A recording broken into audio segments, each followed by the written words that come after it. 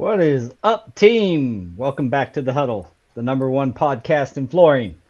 We're here every week to help you guys gain forward progress in your career. Simply put, we're here to help you guys win. For all our new viewers, with our greatest sincerity, welcome to the team. Today with me is in support of our topic. Training isn't just a class, it's a culture. Mr. Scott Boecker. In tow with our host, Mr. Daniel Gonzalez, the host with the most, live from Calhoun, out of Flash Cove and heat welding course that we've talked to you guys about in the past. So this is going to be a good topic. It's almost like we planned it to have some training people and a training going on during this topic. So Mr. Jose Gonzalez, as always, here on the podcast with this fresh cut dome and about time. Whoop, whoop. Scott, how's it going up there, or I should say down there from where I'm at in Calhoun?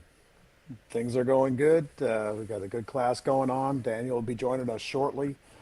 He's in the middle of doing some pattern scribing and some flash coving at the moment, and he's more needed back in the training room at the moment than he is here in the podcast so. Podcast studio, El Calhoun. That's right. I'll do my best to fill in for him in the meantime. Well, all you got to do is talk a lot, so you'll do just fine. Hey, Jose. So today is kind of one of those topics that you really feel passionate about, and wanted to give you a chance to kind of lay it out there. What do you mean by training isn't just a class, it's a culture? Well, because it's like anything that you show interest in, right? Like once you pick up a hobby, you're all in. You start investing more time, more money, more of your resources into it, and that's where the culture forms. It's something. Look, first off, let me explain a little bit about myself. I am addicted to learning new things, right? And I just love to learn. I like to absorb information. I retain most of it, not all of it. I retain most of it. And I like putting forth effort into getting to know a product better, or learn how to do something a little bit better. But this is how I make a living, right? Flooring is what I do for a career. And to be able to find, let's say, your people, so to speak, in a place that you never thought you'd be able to find your people, and have others to call on and talk to, that's where that culture comes in. Learning is an addiction, and or a habit. Let me put it as a habit, addiction, however you want to put it. Learning is like that. The better you get at something, the more you want out of it. The more you want out of it, the more you look into it. The more you look into it, the more of yourself you put into it. The more of yourself you put into it, the more you get out of it. All right, guys, that's some deep talk there from Mr. I'm a terrible learner myself. I need repetition. Jose. That's how I learn. Yeah, yes, but that's what it is, right? But you need something to spark that interest, right? Let me ask you a question, Jose. So clearly not everybody is addicted, as you call it, to learning, or or would self-describe as loving to learn. Yeah. You still have to, in any professional trades, which we are without a doubt way behind in flooring. I mean, I have scoured other trades in my journey with Trade Tap, and all the trades are a bit slow most of them are slow to the party of preparing for, what we've been experiencing in our industry is like your brother says, not just a lack of people, but it's more of a lack of quality people.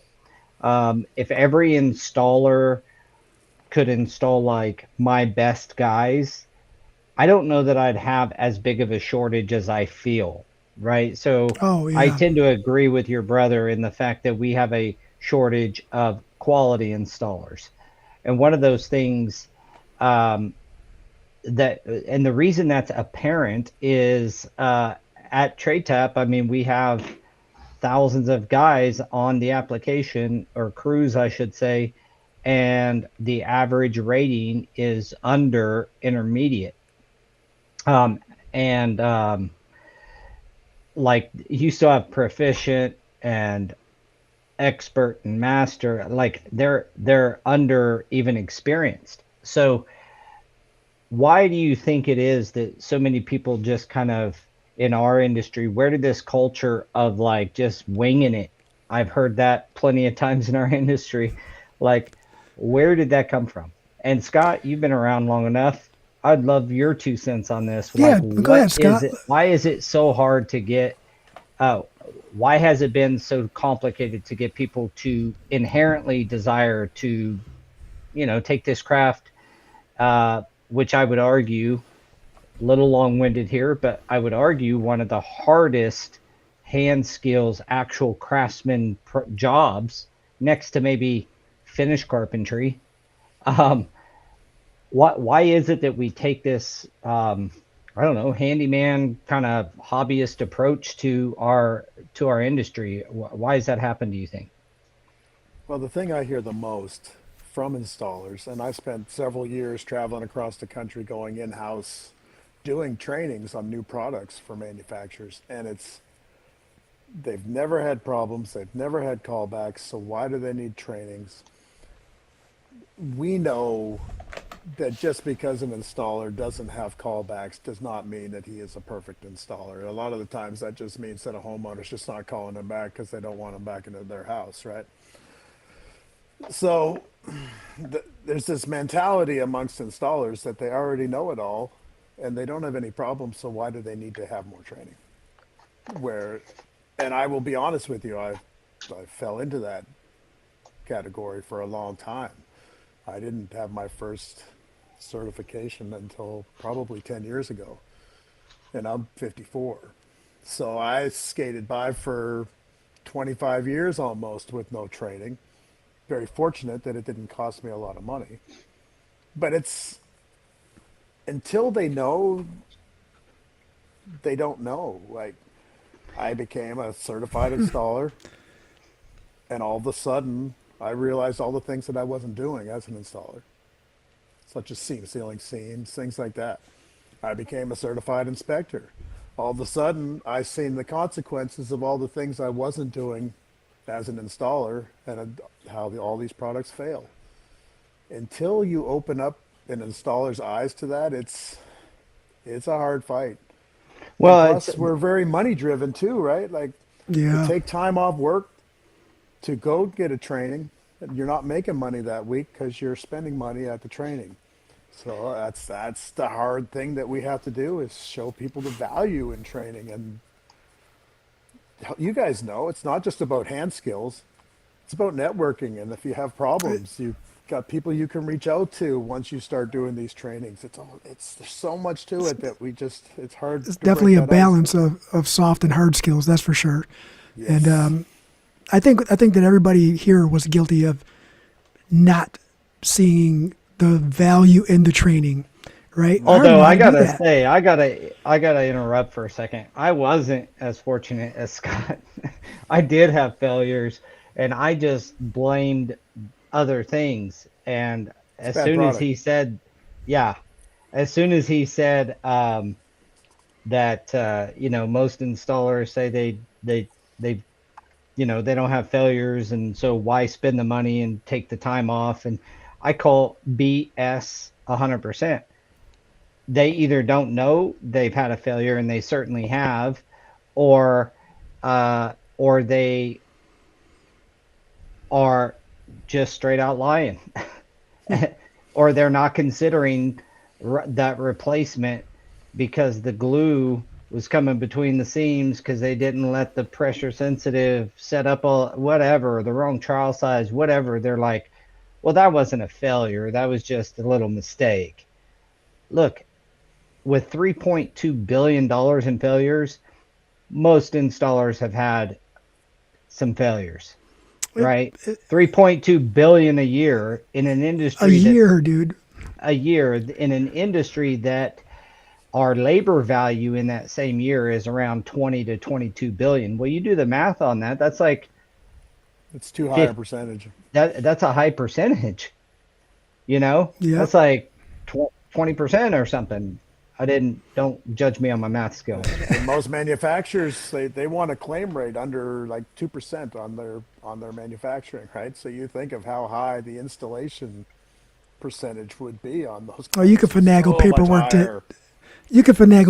get that quota, right? That's always that's why it's the majority of the Well, time it's the installer, one not of the the things that manufacturer. I think is when we moved into subcontracting as the vast majority of the business, when it was hourly, how do you pay an hourly employee? By their skill level, by their known ability to do the work, by their leadership. Like this is how you pay an employee. Is that like You bank on that right there. You don't pay them because they have less failures. You pay them for what they can do and hope that there's no failures. their level of knowledge, their Yep. ability, all the soft skills Scott was talking about? That's how you take a guy. That's why our highest paid guy in our on our crew, in-house crew, is certified up the wazoo and does great jobs, gets requested by our clients, and all that stuff. Well, that's how we deal with employees. And when we started subbing everything out, and that became the normal and not the exception anymore. Now it's exceptional if you are a flooring company that has W-2 installers. Like that's a rarity Yeah. if you take the whole nation. So when we did that, now you have no way to to judge, control. Uh, you have to only incentivize the subcontractor to find the value in training, which is, I think, a big push in the industry. Like we've got to get back to the credentials and the way that they're doing your work and their reputation. Like these things mattering more than is it a warm body? The problem is we have so many untrained installers that like warm bodies is what you get. And you get some good guys. Don't get me wrong, like you don't not every good guy is certified, but every I think I proved this to myself before I was super duper heavy into like go get training was when we were doing McDonald's all over the nation. And when I would get a CTI certified guy on the job, and it was kind of rare, but if I would do that, the job went better. Period. Like measurably better. So that's And the my problem my is, two cents. me, Jose, you, Paul, we go to services, we go to Synergy, we go to the summit, we go to all the events that we can. Unfortunately, we see the same people Yeah, it's like a at family every reunion. convention. Yeah, it That's is right. too. And we don't see enough fresh faces at these events, and that's what we really need to keep promoting. Well, I applaud the efforts out there to, my goal, if I have any influence in the industry, is to create demand for training, fill more classes, have more locations, like uh, less travel, more like that's what I pray for, and I like that, some of that's happening. Kudos CFI for relaunching the chapters a couple of years ago and having those chapters, and then people kind of get around them a little bit, and you become the sum of the five people you hang out with the most. You guys have heard that saying. Well, it's pretty doggone true. And if you're an installer hanging out with a bunch of non like hacks, well, you can sum it Right. up, guy. Like, Oh yeah. and if you're the guy that goes to convention and summit and trainings and certifications and that, you're also around the five, and you can sum that up. So, I want to point out a comment. Doyle says the obvious thing is to do is to invest in yourself, but why is it not so obvious to the installers? But, I think well, he part said of it that earlier. is what, They're still getting the uh, work. yeah, Yeah, the sales are still going to happen. The work is still going to be there. It doesn't matter. It kind of does matter, but you have the people the installers who don't know how to give the numbers out, don't know the value in what they're doing. Then you have the ones that do know the value, right? And that's a big gap. That's a lot of separation. I don't know. And I disagree with that a little bit. And I sorry to interrupt you, but I disagree. no, you're good. They're charging the value that they are. Like these, if you are untrained Correct. and not, you don't do great work and you just kind of get by job to job, you are charging what you're worth, which is not So much. But what it they does don't is it understand lowers the the value they could overall. create. There you go. You said it way better. That's a better way. They don't understand the value that they could create, right? If they're missing out, if that's all they know, you're right. They are charging the value that they understand, but it's They just don't understand their ceiling yet, though. Like they're charging like the floor rate, but they don't realize that there's a much higher ceiling that they can achieve. yeah, Amen to that. and you don't. And I say we did not learn a lot of that until we started getting out there, and dollars and cents. Nobody, no instructor, no manufacturer, nobody likes to talk about dollars and cents because it's all regional, right? Even in your own state is different from the east to the west side of the state. You have, like over here, Michigan, we're, west side, we're not very heavily populated with the union, but the east side is, right? So the east side has some of their rates reflect union rates because that's the normal over there. Same thing in the region. And we don't discuss a lot of that in the classes or certifications or even in, I guess we would across the table from one another in group meetings, and we're talking how to become better and where you guys at and what should I do. And we learn where the rates are kind of at, but if you don't go to any of these classes, you don't take any of these courses, you don't put yourself out there, you'll never know that there is a ceiling that exceeds where you're at, right? Like there was a Yeah. gentleman I met a few years ago that only does work on islands for extremely high dollars and only works 6 months a year, right? Like, Could I get a part of that?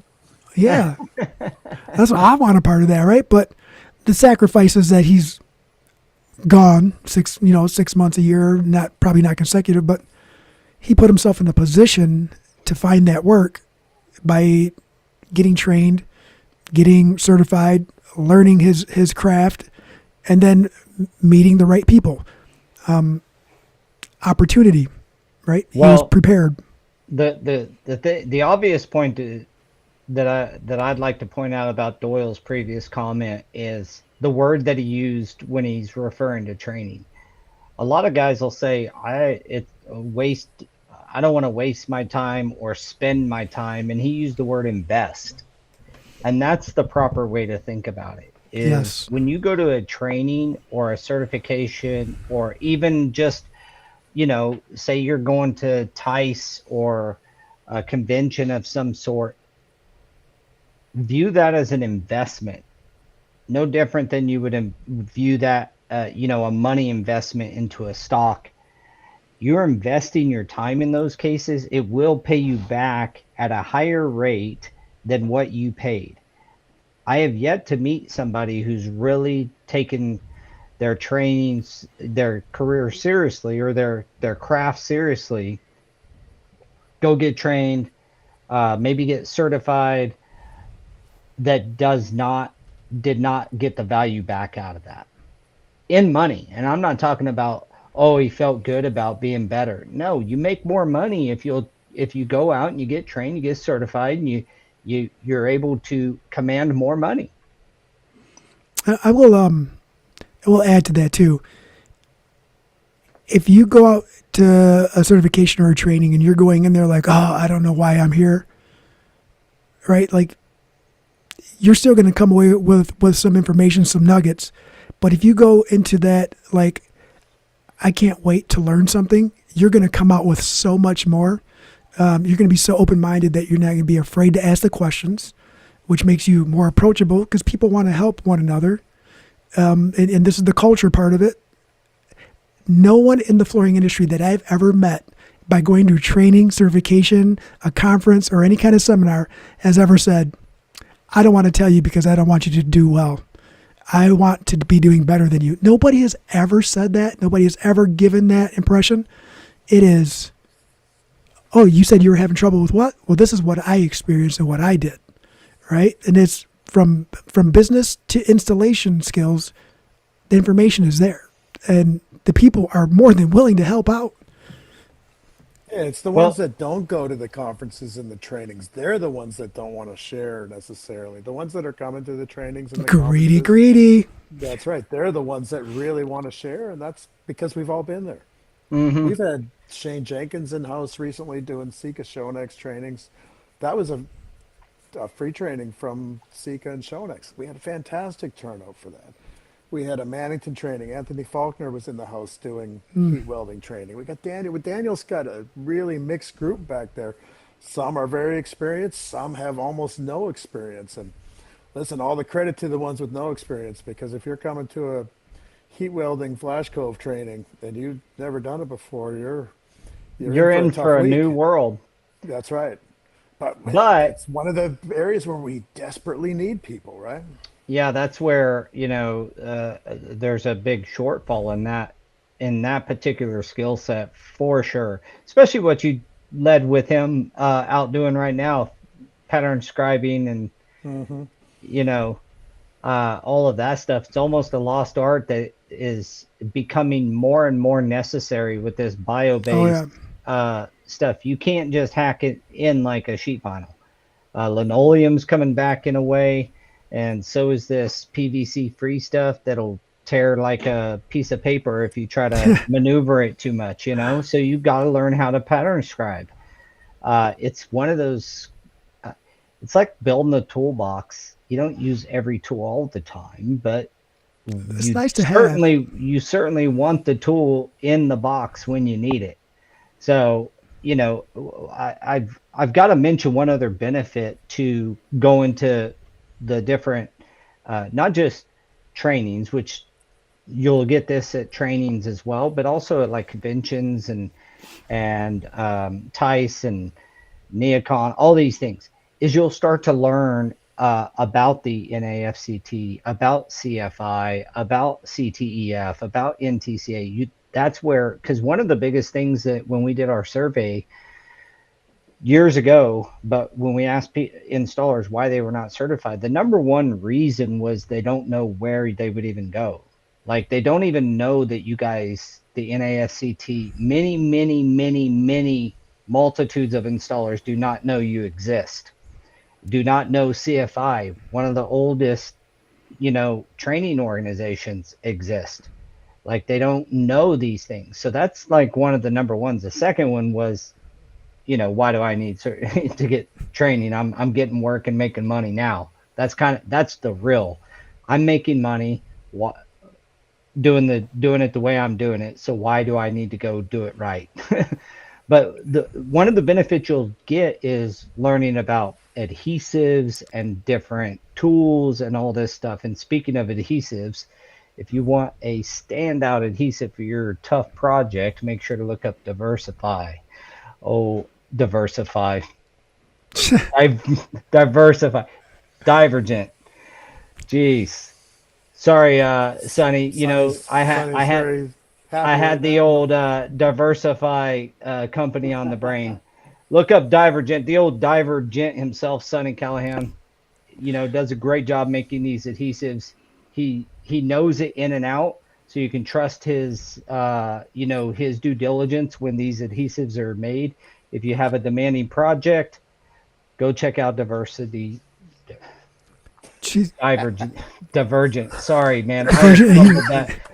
And check out the Listen, NAFCT, which I can't script because it's right in front of me on the yeah, screen. So hopefully look, Ashton cuts all this out, and anybody watching live, you guys give me a little bit leave of it, leave it. Diversified Sonny was allegedly in the house today, so Hey, hey, oh he's man.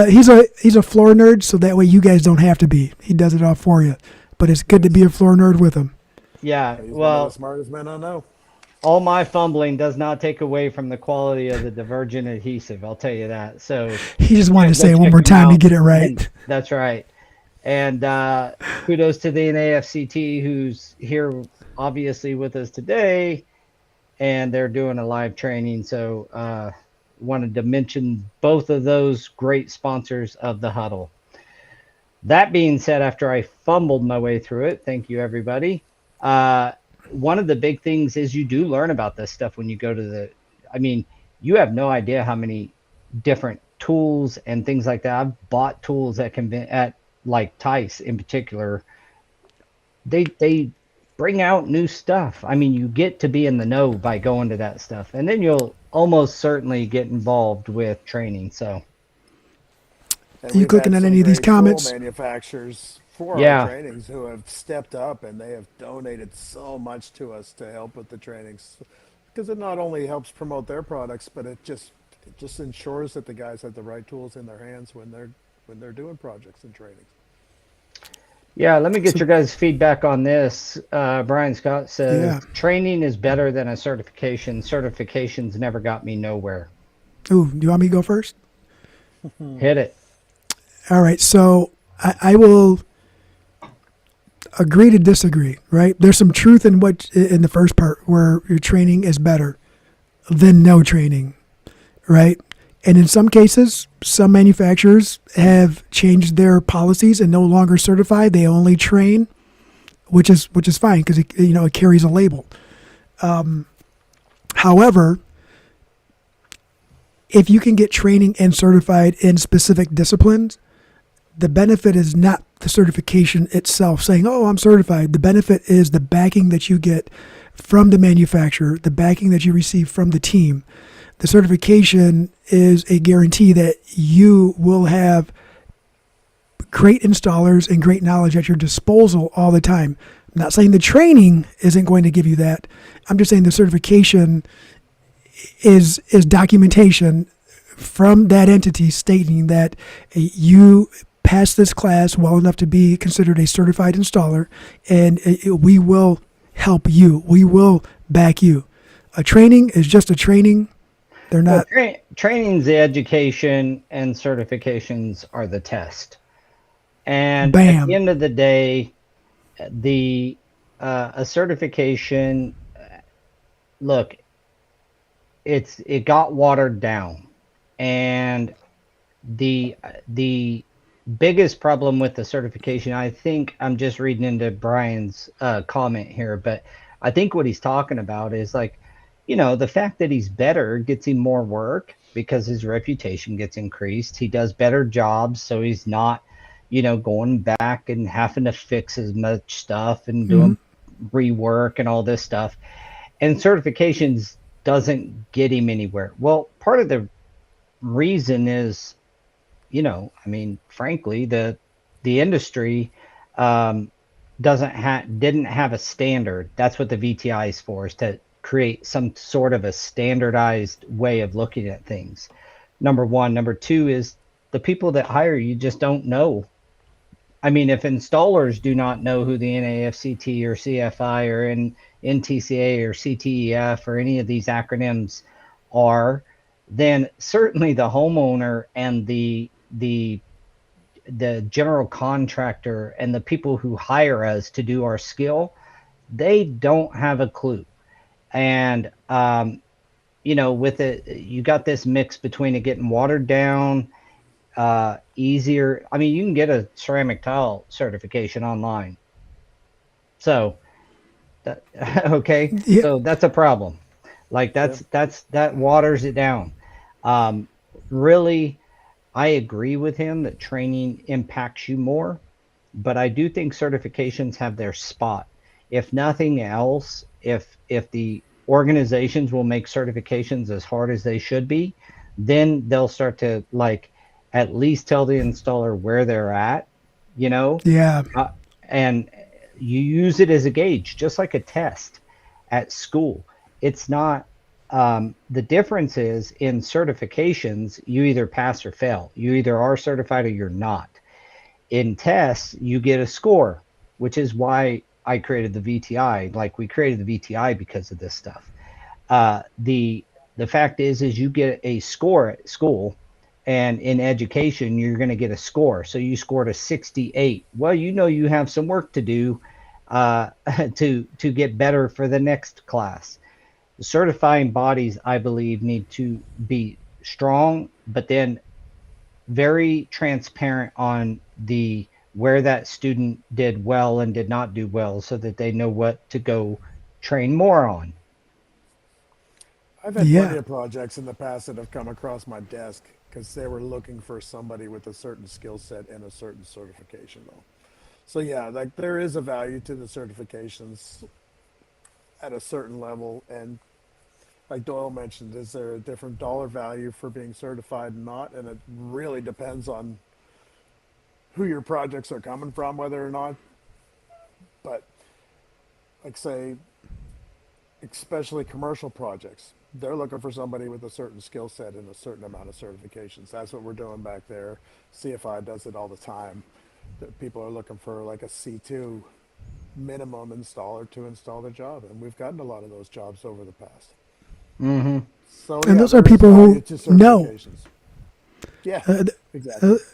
yeah, the clients who are aware that that exists, they start wanting to make sure that their flooring is being installed by a certain level of installer because they are intertwined in the industry or know someone who's very tight knit and giving them the information that they need to get the best product on their floor.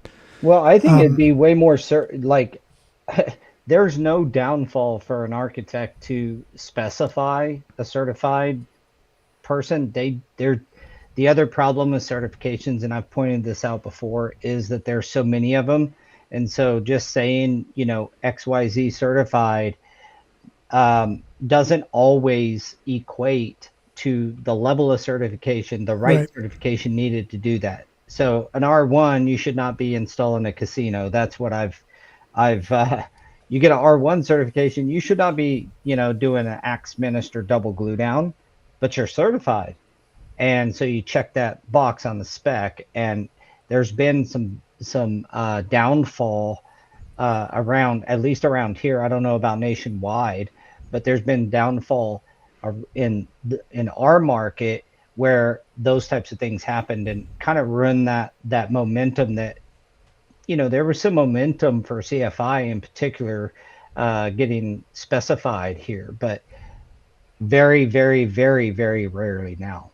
Um, and I just think it's understanding all of that, which again is just about simplifying and having a standard.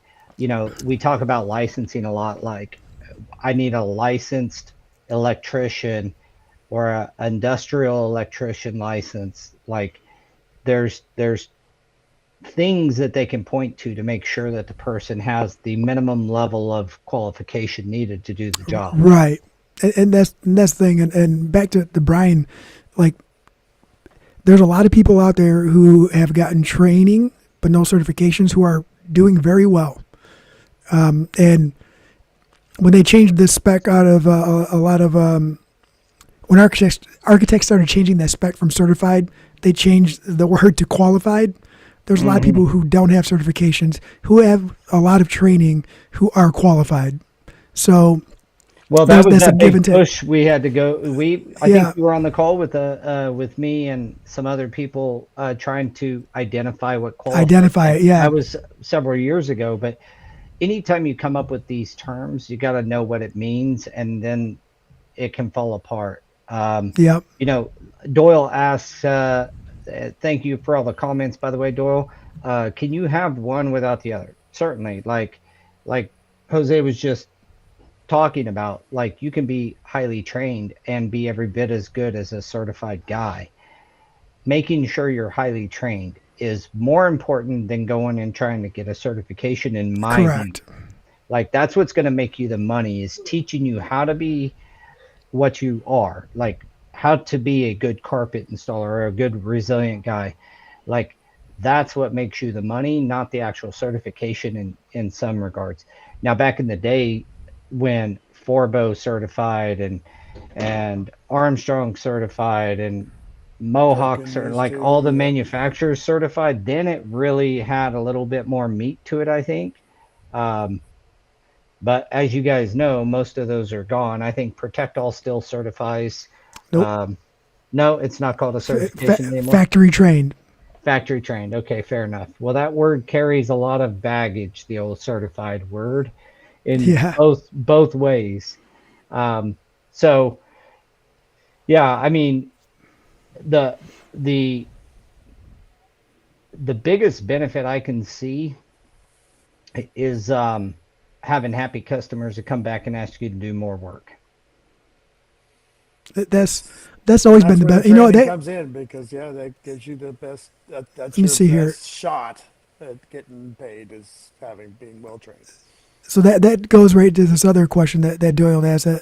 Additional training can lead to additional income through side hustles that are related to flooring. Is that correct?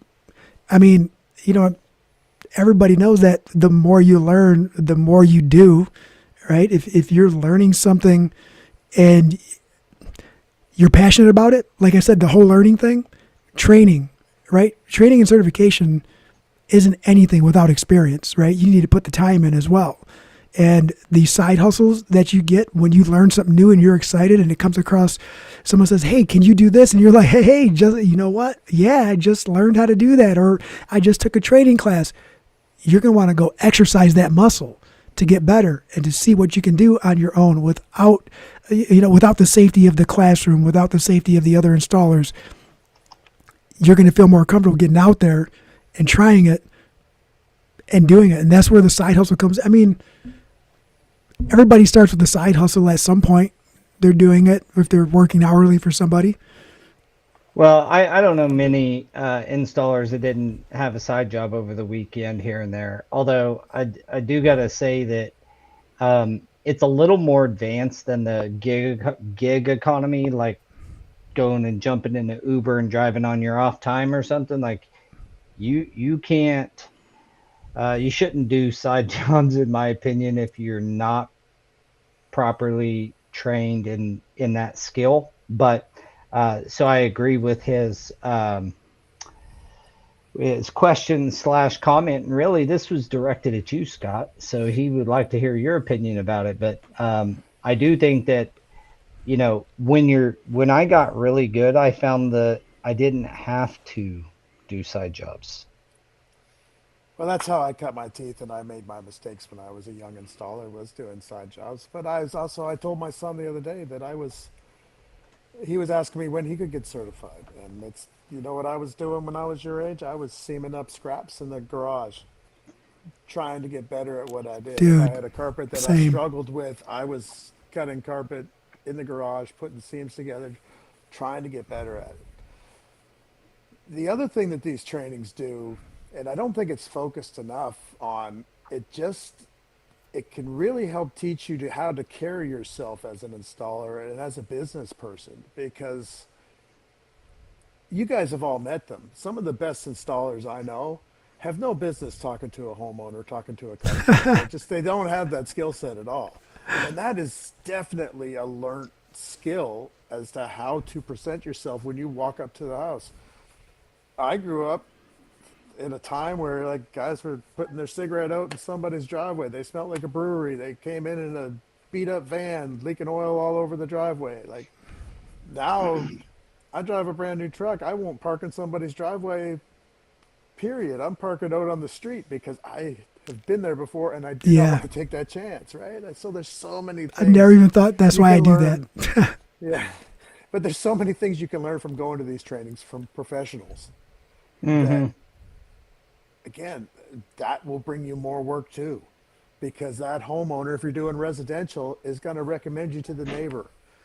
Whereas if you show up and you haven't showered and People can tell. So, Yeah.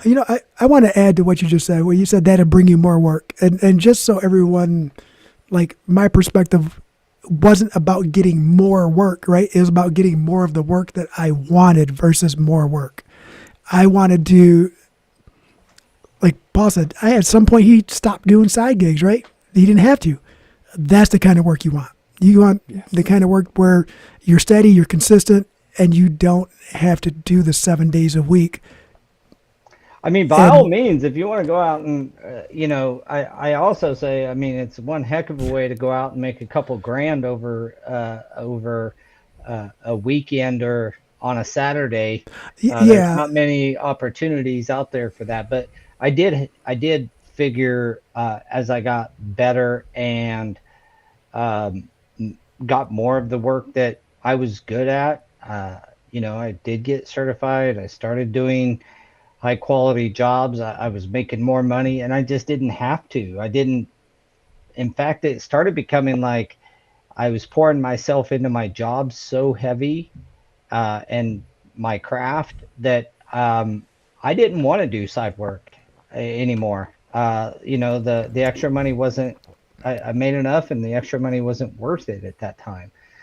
So it was more of like just getting like it wasn't about money. I think it's when it became not about money that money came easier.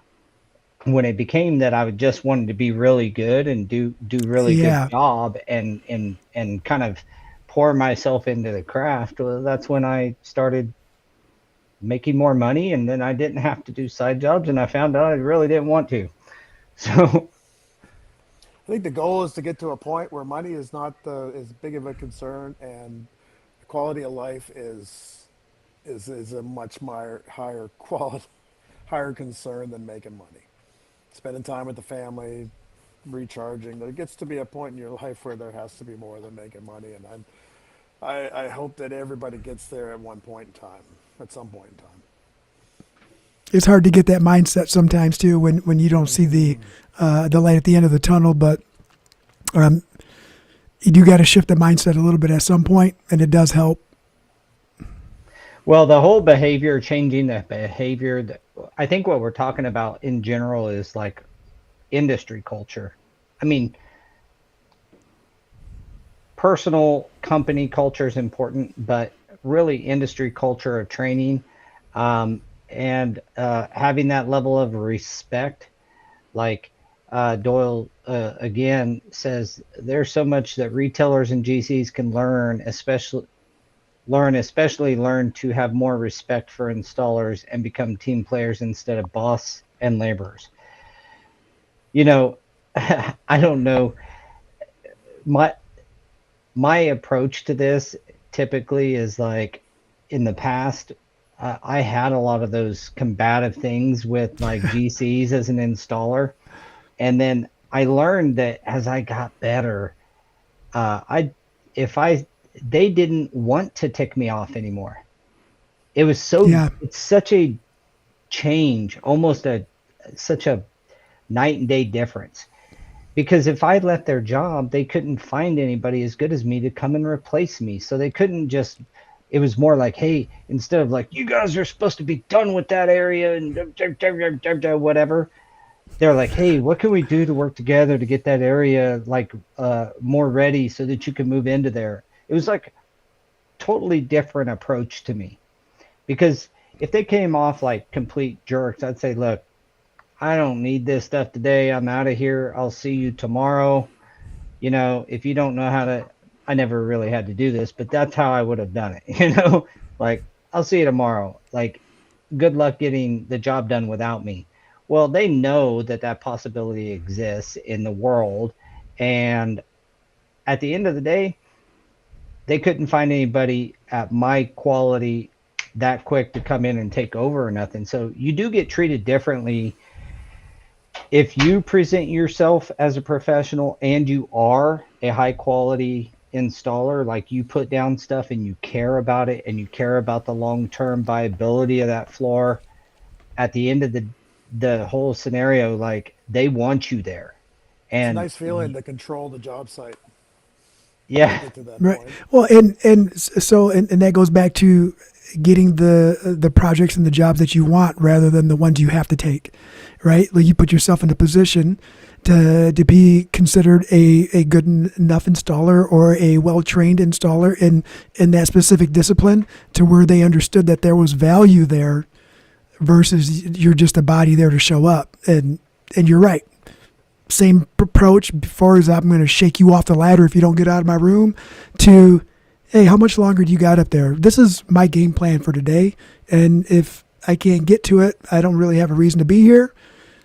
But if you're only going to be up there for 15 minutes or something you can return for and let me get this done for you, then you can have it all day tomorrow. You know, it was that teamwork, that dance, that back and forth. And to say that everything still goes smooth like that, I'd be lying. But at the same time, that's what we strive for. We try to strive for peace now through the whole thing. But the point is you're trying to work together, and they want you on the Yeah. job site, and they want you there, and because of that, they treat you. I get treated way better, and did as I became better, not because like um, well, first off, I carried myself differently, probably. But secondly, it was just like I said, they want you there. They really do want you there. They want good quality guys there, and the more you are that, the more you are workable. You understand projects, whether it's a residential or commercial, and you're able to like make those suggestions that you just said, like, hey man, and you're able to work with other trades and do all that, man, you are such a value on a job site. But if you don't learn those skills and get around the people, and I wanted to point out one thing, and Daniel's joining us now, so I want to point out one thing. What Scott said earlier is that there's different levels of installers in the back that are learning from uh, the NAFCT right now, taking the heat welding flash code course. Those guys are they are way better off than they know, because they're going to learn that skill. But just like you said, now they're surrounded. I hope they're exchanging phone numbers, and that they can talk to the really good ones, can get, are willing to take a call from, James out back or whatever. Like that happens from trainings all the time, where guys exchange phone numbers, and the next thing you know, you're getting a phone call from one of the guys you trained with. It's like, hey man, you were at that NOR class with me, and I'm having, I thought I did pretty good in my box with the wax and cold weld, but I am struggling. Here's my scenario. And I had those phone calls. Like, we get those phone calls, and I know you guys do too. And that's the benefit. That's my whole point to this. We can't hear you. You're gonna have to get real close to Scott. Just go like right up to his ear. Oh no, he's got the earpiece in. Yeah, I don't know why both of them aren't working. You can hear me now? Yep. Yep. Okay. That's the crazy thing. You mentioned Nora. There's a guy here he's 65, I think he said. And he's here just for the training portion. He's like, I don't want the certification. He said, I just want to come here because I've already been doing this and I got taught by someone and I want to make sure that I'm doing it right. And he's like, I don't, he had a store and he was, bidding and everything. He was like, I just want to be an installer and I just want to make I've sure that had I'm those doing days. doing the best that I can. And he was like, and I know you guys because of like social media and stuff. He said, and Crystal was at the NOR certification with me when I did it. So that was what, like 2 years ago. So he was like, man, she's a great installer. And I said, I know, she's probably better than me. So I don't know what's more impressive is that at 65 he's recognizing that he might have missed something, or that at 65 he knows how to use social media. I don't know what's more impressive. Well, he's just one of those guys that's like, never stop learning. But I just wanted to Yeah. pop in here real quick and say That's pretty hi cool. and stuff like Okay, that. give us 'Cause your I gotta give us your go ahead. 2 minute synopsis of how the class is going, and Oh, I mean, how the so training's going up there. we've got quite a bit of new people here that have never even touched anything, so it's a learning curve for them, and I have to kind of go into things a little bit more in depth. But the good thing is that everyone wants to learn. Even the guys that, like I said, that do have experience in it are still coming and saying, "Can you explain this to me? Why would you do it like that?" And I would, when it's something big, I'll let everyone know. But if it's something very specific to what they got going on, I'll just let them, talk to them one on one. But I mean, the amount of people here that are here specifically because one, they know there's a need in this specific training.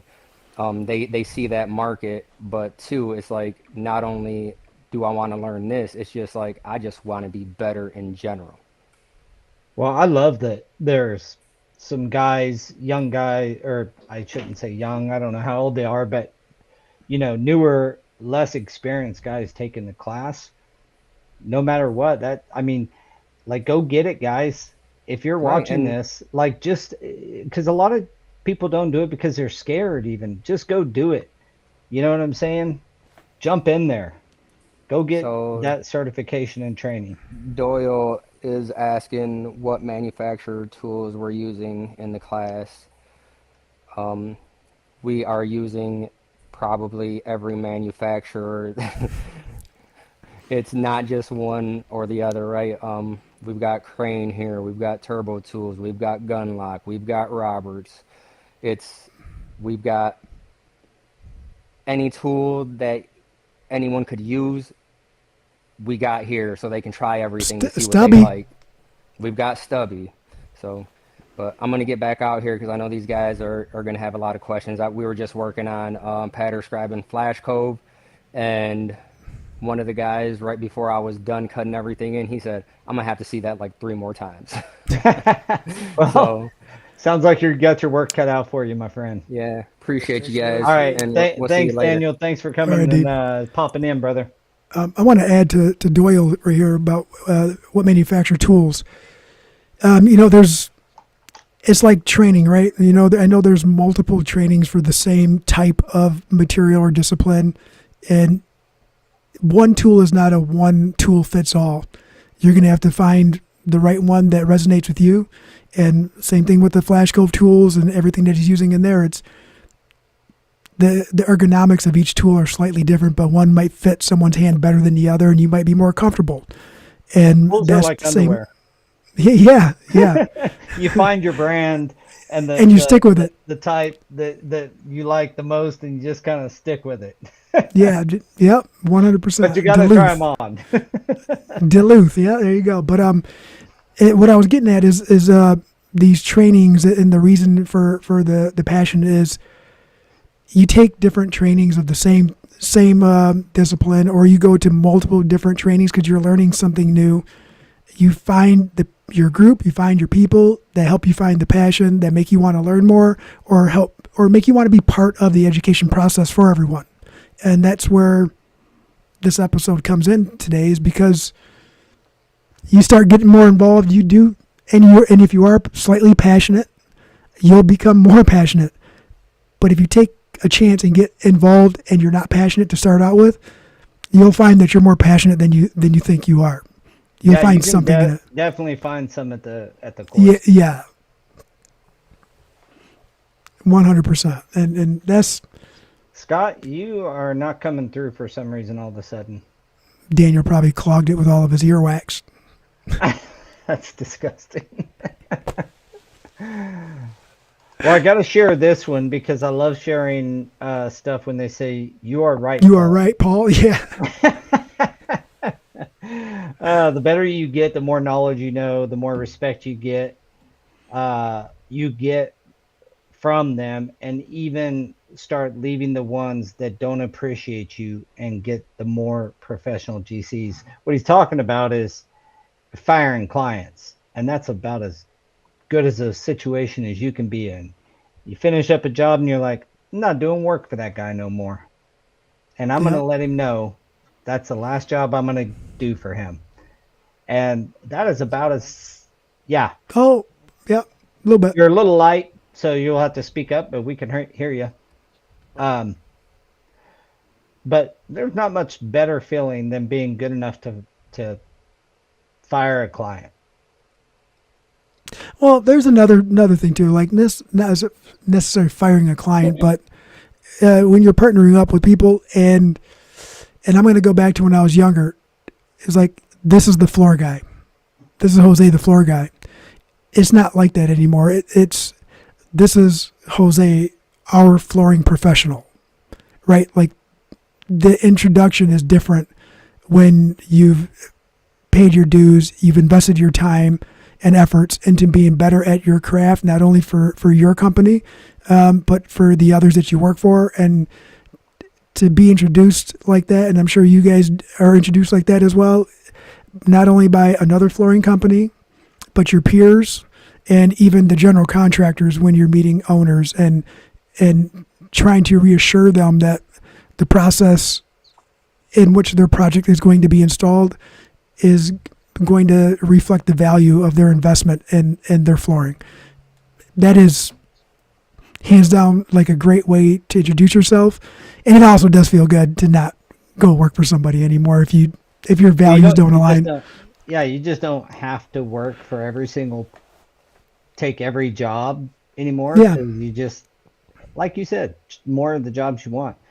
Well, we're coming up close to the end, so Oh, Scott, oh, I want to have you kind of give us you're a trainer. You do this stuff. Uh, what can you say outside of just like, hey, you're going to get the hands on and you're going to get this experience, but and meet these people.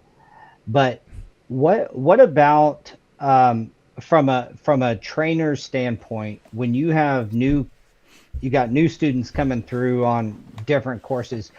What kind of standard um, I don't know how to say it. What standard attitude or standard like um, person is coming through the courses? Are they of all flavor? I know different experience levels, but from an approach to training, from a culture of training standpoint, is this many of their first go around? Like, tell us a little bit about almost the state of training. A lot of the time, can you guys hear me all right now? Yeah. Am I loud enough? It depends on the age of the student. If you have an older student, they feel more comfortable about themselves. The younger students, they're a little more shy. They're afraid to get in there at first, so you really have to open up and make them feel comfortable to use their hands. Because most of these kids, when they use their hands, the rest of it comes easy. That's what they know. It's, I don't know. As a trainer, those are the ones you'll love because those are the ones that are coming in, they're soaking it in. And it really helps us older guys to reinvest and spend some extra time with them. And because a lot of these guys, they want to hear about us as trainers, and we're trying to take the focus off of us, and we're trying to put the focus on them and what they can do, but they also need to see what they can become. Mm-hmm. And that's huge. That's huge. But it's really the age difference. The older guys, a lot of them are a little more skeptical at first. They always are because we're old, we know it all. The younger guys are more like a sponge. But at the end of the day, at the end of the week, we get them all in the same place. That's pretty cool. Yeah, are you seeing an influx at all of some younger generation getting in, like through the 90s, late 90s, and certainly through the early and mid 2000s, like the training that I would witness, I'd say late mid 2000s and on, the trainings that I would witness, it's like people were there with not looking, didn't really want to be there. Let me say that. You either had to get it because a spec said to install this product, you have to go do this training. And I've been to some of those uh, older guys in that scenario, almost begrudgingly taking it. What I'm hoping is that we start over the next few years seeing young guys coming in because they just know that's the right thing to do. Like this isn't rocket science, guys. the right thing to do is go get properly trained. That's the right thing to do. And I'm curious if that is showing its head a little bit. The young guys that are in the industry, yes, they're wanting to get trained, but we still face the hurdle of getting the young folks actually in the building in the first place and with a knife in their hand and a pair of knee pads on because let's be honest, what we do is hard work. Hmm. And Yeah. we're in a culture right now where a lot of people want to take the easier road, right? So, You thank OnlyFans for that one. what we do is never going to go away. I really feel like last week Nick Fi was here, the National Institute of Flooring Inspectors. There was an AI specialist here talking a whole day. And there's a lot of things that we do on the floor that it's going to be tough for that to get replaced. So Yeah, at least in the next foreseeable future, you got a job if you're good in this industry. Like it's Hmm. not getting overtaken by AI, but I'll tell you what is getting overtaken by AI is the easy jobs. The like I've told this story. We completed 14 agents last week. We're just setting up some infrastructure now at our company, like the really uh low skill, easy, repeatable jobs. Even at my company, we're automating that entire thing. And but I can't automate my install. So what does that give me the ability to do as an industry, as a company? And what we are so excited about at our flooring company, we get to focus on our operational excellence, the installers being excellent, our deliveries being on time, and like that stuff is where we get to focus on the front side, building the relationships, and on the back side, operational excellence through great installation. And I couldn't be happier with that type of a setup. That's where AI is coming in handy and expediting, right? One person can do the job of five now as long as they understand how to navigate and operate a system. But the hand skill, and you you just asked Scott about the installer, right? And you too, Paul. We can't replace what you have to do with these. You can't replace that. But AI is probably going to come through behind you now with one of these and say, "This is not up to standards," right? This is Yeah, you not. could see a world where I hope I'm out of that by then. I don't need an overlord watching my install. I used to really cringe when a customer would stand over my shoulder and The watch helicopters, me yeah. do work. Kind of the Facebook meme of a customer hovering you. So I hope that doesn't. Uh, Doyle wants to be a YouTuber, and that is what my 16-year-old said he wanted to be. And, and I crack up, and I'm like, even that's getting taken over by AI. But what's not is this stuff. So at least stay Doyle still true. doesn't want to get into OnlyFans. We'll be happy with that. All Stick to YouTube, right. Doyle. All right, guys. Well, thank you so much for joining us today. If you feel so inclined, smash that like button, subscribe to our channels, give us some love, tell us, some comments of what you want us to talk about in the future, who you want us to bring on. That's been lacking a bit here recently. So if you're watching this, we love to hear from you. So either jump on the podcast and give us some topics. We love that stuff. So I want to thank Scott for taking time out of his Yeah, training thank you, sir. and to join us today. And Anytime. thanks to Daniel for bopping in for a minute. We love what you guys are doing up there. Keep up the fight of the good fight there, sir. And we certainly appreciate you guys and all that the NAFCT is doing for the industry. We need more people who care about this and are willing to stick their necks out there a bit and preach the good word that again, it's not rocket science. The right thing to do is to go to school. The right thing to do if you're going to be a doctor is go get educated, or an attorney, or any other electrician, like any of them. So Can I treat just throw in this. one thing too? Yes, sir. NAFCT is now partners with TradeTap. So Amen. we're all getting on board and joining the bandwagon. So there we go. Well, we appreciate that, and yes, NAFCT is getting a training hub. We're launching that, and Fantastic. yeah, and it's just it credentializes. At the end of the day, the VTI that I've mentioned a few times, if you don't know about it, is simply a credentialing and cataloging system that allows for the installer to have an awesome profile and show off what they can do in terms and scale that anybody can understand. An expert, a master, an artisan, like you understand these terms, and so the market has responded very favorably to the VTI, and we appreciate the NAFCT for joining us in this. I hate using the word revolutionary, but it is changing the industry, and we really appreciate the entities that are joining us and NAFCT amongst them. So thank you so much, Scott, and we appreciate you guys over there. Jose, love you, man. Glad you're always Likewise, here with brother. me. You Try guys to take be. care.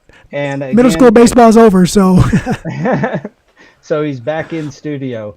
So if you guys like what you hear, make sure to, again, follow us, subscribe to our stuff. And that's what we do this for. yeah. We're on well over 200 episodes, and we do it for you guys. So And if you please, don't like it, please share join. it with everybody and complain about everything that you don't like about it. Just share. Say, I don't like these people. Yeah. Bad publicity is just as good. Yeah. Yeah, good news, bad news is better than no news. All right, my friends, thank you so much Thank you, everyone.